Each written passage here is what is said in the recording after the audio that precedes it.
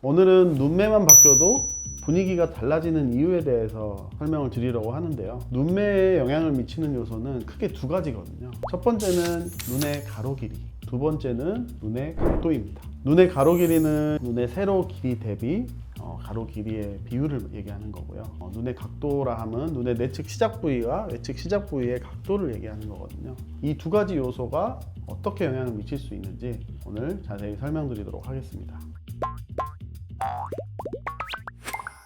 요새 좀 가로로 긴 눈에 대해서 질문하시는 분들이 조금 부쩍 는 것 같은데 어떠세요? 최근 트렌드에도 좀 부합을 하고 예전보다는 가로로 길고 우아한 느낌이 드는 그런 눈을 선호하는 분들이 부쩍 늘었습니다. 동양인의 눈 구조상 가로로 긴 눈을 갖기가 좀 어려운 부분이 있어요. 구조적으로 남들이 많이 갖고 있지 않기 때문에 더 매력을 느끼는 건 아닐까 하는 생각이 듭니다. 대표적으로 전종서 씨나 차주영 씨 같은 경우는 눈을 보시면 쌍꺼풀이 두껍지 않아요. 얇은 쌍꺼풀을 갖고 있지만 눈이 내측, 외측으로 시원하게 트여 있어서 굉장히 시원하고 분위기 있는 눈을 갖고 계시죠. 그런 눈들을 보면 특징적으로 뭔가 고급스러운 느낌, 고급지다 이렇게 표현하죠. 그래서 그분들이 했던 이제 연기나 캐릭터들을 보면 신비롭고 매혹적인 그런 캐릭터를 많이 연기를 하셨던 것 같아요. 그래서 오늘은 가로로 긴 눈이 왜 매력적으로 보이고 그런 눈을 갖기 위해서는 어떻게 해야 되는지 여러분께 설명을 드리도록 하겠습니다. 버닝에서 저는 그 눈빛 연기를 잊을 수가 없어요. 근데 그 눈빛이 그렇게 나오는 이유가 기본적으로 그런 눈을 갖고 계세요. 그래서 그런 연기를 하면 더 강하게 와닿을 것 같아요. 똑같은 표정을 해도 그 눈에서 나오는 느낌이 뭔가 신비롭고 좀 매혹적이다 이런 느낌이 들고, 전종서 씨가 어떻게 보면 긴 눈의 대표 주자라고 저는 생각합니다. 고대 그리스 철학자 플라톤이 눈은 우리 영혼의 창이라고 얘기를 했잖아요. 그 이유는 우리가 누군가를 처음 만났을 때 가장 먼저 보게 되는 곳이 바로 눈입니다. 그래서 우리가 뭔가 사람의 눈을 볼 때 시원한 공간감을 위해서는 가로로 긴 눈이 필요한데, 가로로 긴 눈을 가진 사람의 눈을 보고 있으면 자연적으로 그 눈의 시선이 더 오래 가게 돼 있어요. 동물의 눈을 유심히 보면 어떤가요? 인간의 눈과 동물의 눈은 어떤 게 다르죠? 동물의 눈은 흰자가 거의 안 보여요. 그래서 눈에 흰 눈동자가 보이는 게 인간의 눈과 동물을 구별짓는 거고, 이게 인간성을 어떻게 보면 가장 잘 드러내는 거다. 근데 기본적으로 검은 눈동자가 보이는 그 높이가 똑같다고 가정을 했을 때 가로로 보이는 부분이 넓어지면 흰자가 더 많아지는 거죠. 그 말인 즉슨 흰 눈동자가 많이 보이게 된다는 거는 신뢰감과 안정감을 줄 수 있다.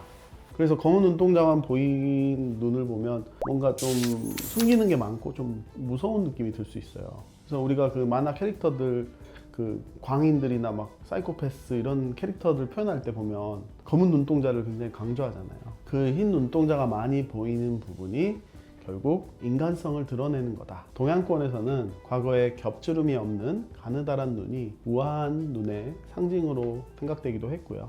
서양에서는 확 트인 눈이 미의 기준으로 삼기도 했습니다. 그래서 최근에는 동서고금을 막론하고 가로로 확 트여 있는 시원한 눈을 아름다운 눈의 기준으로 삼아왔다고 저는 생각합니다. 그래서 우리가 사람마다 해골을 보면 이 눈 구멍이 있잖아요. 눈확뼈라고 하는데요. 저희도 해골이 있어서 이 얼굴 주변에 이 눈뼈, 이 부분의 모양이 우리 눈에 굉장히 중요한 요소거든요. 그래서 이게 가로로 긴 눈인지 눈썹이 얼마나 튀어나왔는지 이런 부분에 따라서 눈의 분위기가 굉장히 바뀔 수 있어요. 그래서 이 눈 주변 뼈의 구조가 우리 눈에 굉장히 큰 영향을 미치는데요. 이 뼈의 가로 비율이 길어질수록 눈도 가로로 길 확률이 높습니다. 그래서 이런 길쭉한 궤도를 가지고 계시는 분들은 선천적으로 눈이 수평적으로 길게 배치가 돼서 매력적으로 보이게 됩니다. 선천적으로 이 눈뼈의 가로 비율이 좁은 분들은 앞트임이나 뒤트임과 같은 수술로 인위적으로 가로 길이를 길게 만들 수 있습니다. 서양인들 같은 경우는 앞뒤가 다 터져 있어요. 그렇기 때문에 이제 이 눈꼬리를 어떻게 바꾸느냐로 수술 기법이 발달을 한 것 같고, 동양인 같은 경우는 뒤쪽이 막혀 있거나 앞쪽에 몽고주름이 자리 잡고 있어서 눈이 짧아 보이는 경우가 많기 때문에 아무래도 가로 길이를 연장하는 트임 수술이 발달을 한 것 같습니다. 수술로 눈 주변을 변화시킴으로써 인상이 어떻게 바뀔 수 있느냐에 대한 논문이 있거든요. 서양에는 이 눈 꼬리가 어떻게 처져 있느냐, 올라가 있느냐에 대한 관심이 되게 많아요. 그 부분을 개선하는 수술 방법을 소개한 논문인데 한번 같이 사진을 보시면 이 논문에서 얘기하는 건 이 눈썹의 위치와 눈꼬리의 위치에 따라서 이 사람의 인상이 어떻게 바뀔 수 있는지에 대한 내용을 다루고 있거든요. 눈이 굉장히 트여 있고 큰 눈이에요. 근데 뭔가 인상이 좀 흐리멍텅해 보이고 피곤해 보이는 느낌이 있잖아요. 그리고 이제 서양인들은 이런 느낌을 약간 좀 나이 들었다고 생각을 하는 것 같아요. 그래서 이런 부분을 개선하기 위해서 이 눈썹의 위치와 눈꼬리의 형태를 바꿈으로써 뭔가 더 젊고 생기 있어 보이는 느낌으로 바뀌었습니다. 그러니까 동양인의 시각에서는 이렇게 외측이 닫혀 있는 것보다는 열려 있는 게 더 부드럽고 여성스럽다는 인상을 많이 갖고 있는 것 같고요. 물론 이제 이 사진에서는 눈이 과하게 처져 있고 터져 있어서 이 정도까지는 아니지만 보통 눈꼬리가 바깥쪽으로 열려 있고 시원한 눈을 선호해요. 이렇게 처져 있는 눈보다는 이렇게 올라가 있는 눈을 선호하고요. 동양인들은 이렇게 올라가 있는 눈보다는 조금 더 내려와 있는 일자의 눈을 더 선호하는 것 같습니다. 눈의 가로 길이와 이 눈의 축이 사람의 인상에 많은 영향을 미친다는 것을 이 논문과 이런 사례를 통해서 확인할 수 있었습니다. 지금 얘기를 하다 보니까 이제 뭐 가로로 긴 눈에 대한 얘기도 나눴잖아요. 근데 그것만큼 중요한 게 이제 눈의 이 축이에요. 이 눈의 축이라는 거는 이 눈의 내측 시작점과 외측 끝점이 이루는 각도거든요. 우리는 이제 의학적으로는 아이 슬랜트라고 표현을 하는데 동양인의 경우는 이 슬랜트가 더 가파릅니다. 이 눈의 내측과 외측 각도에 따라서 이 눈의 느낌이 상당히 다르죠.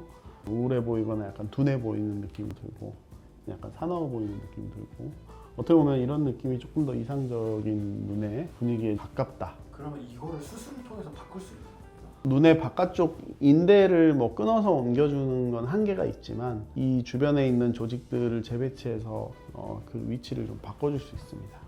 외측 인대를 컨트롤해서 눈의 그 팔페브랄 슬랜트 그 각도를 조절해서 이제 인상을 바꿔주는 거죠. 그러니까 뭔가 이렇게 아래로 처져 있던 눈을 이렇게 위로 올려주는 논문에서는 이제 이마거상을 통해서 여기도 올려주고 눈꼬리도 같이 올려주는 개념을 설명을 했었고요. 특히나 이제 쌍꺼풀이 전체적으로 두껍지 않으면서 외측 쌍꺼풀도 좀 얇은 느낌으로 빠진다면 눈 자체가 자연스럽게 긴 느낌을 줄 수 있어요. 그러니까 눈이 이렇게 높으면 눈이 이제 상하로는 커 보이겠지만 오히려 가로로는 짧아 보일 수 있거든요. 그렇기 때문에 그런 경우에는 오히려 쌍꺼풀을 얇고 자연스럽게 하는 게 우아하고 긴 느낌의 눈을 만들 수 있습니다.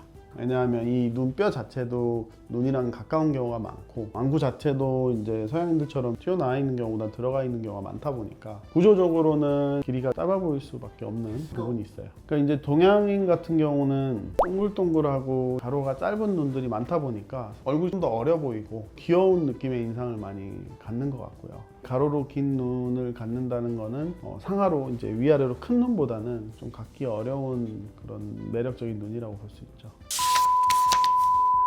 또 오늘 그 두 가지 눈의 각도와 눈의 가로 길이 굉장히 중요한 요소라고 설명을 드렸고요. 이런 변화를 통해서 여러분의 눈의 이미지가 바뀔 수 있다는 점 기억해 주시면 좋을 것 같습니다.